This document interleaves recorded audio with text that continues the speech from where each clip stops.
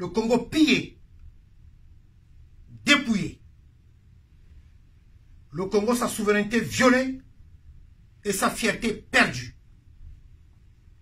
Le Congo appauvri. Le Congo affamé. Le Congo terrorisé. Le Congo martyrisé. Le Congo racketté. Le Congo ridiculisé. Le Congo vendu aux étrangers. Et aujourd'hui, le Congo méconnaissable. Nous avons suivi le discours vide, d'aveu et coupable de celui qui a plongé le pays dans le chaos.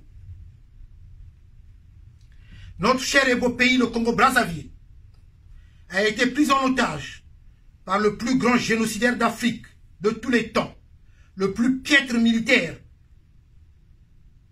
Sassou Deni et sa bande de barbouzes, négationnistes. Il s'oppose aux normes de bonne conduite et au respect des règles les plus élémentaires de la vie humaine, comme l'avait fait remarquer le général Jean-Marie Michel Moukoko. Je cite, « Le chef doit s'imposer par l'exemple. Il est le modèle sur lequel ses collaborateurs tireront leur comportement. Un chef paresseux, tribal et voleur ne peut donner le bon exemple à ses collaborateurs. » Fin de citation.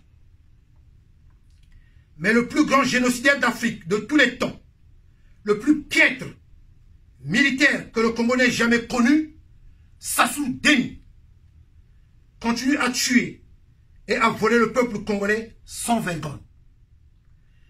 Les antivaleurs constituent désormais la boussole de l'État congolais. Les crimes économiques, les vols, les détournements de deniers publics, la corruption, les emplois fictifs, les crimes de sang, les exécutions sommaires, les disparitions, les empoisonnements, les bombardements et les bombardements sur les populations civiles sans défense.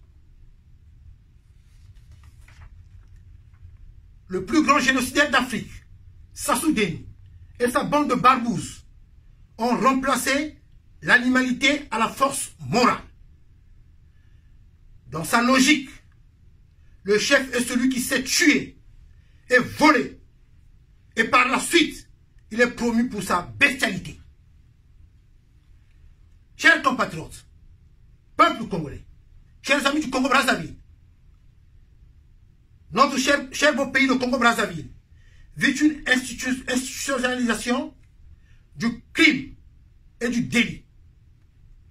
L'impunité est devenue leur doctrine.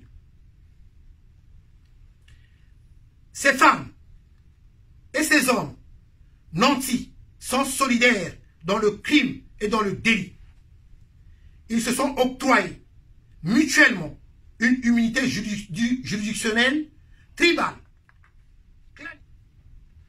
Chers compatriotes, peuple congolais, chers amis du Congo-Brazzaville, l'année 2019 doit être une année de retour à l'espoir et à la dignité de notre peuple, qui, par un sursaut populaire, brisera le chêne de la peur, de l'injustice et de l'impunité.